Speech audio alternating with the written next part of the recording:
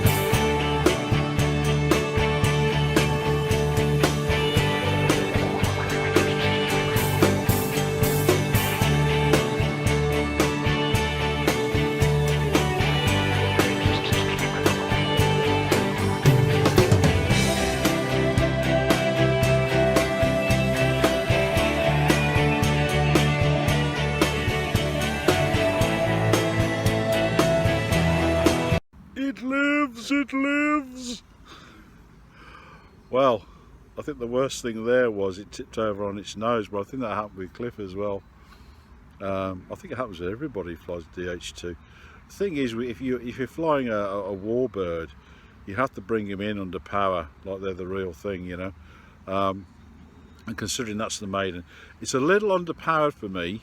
I might have to change the prop, perhaps, or something like that.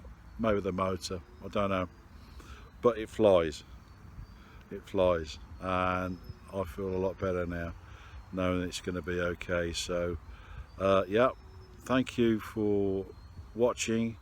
Thank you to Cliff Harvey and Mike Roach and my good friend Henry, who helps me out every now and again with things, and you know, a big up to everybody, and thank you very much for indulging Cliff and I in the build of the DH2, and I very much hope that you will follow along. If you want to do the kit version, I'll do a kit version of the same aircraft if there's enough people. Otherwise I'll go on to a different project.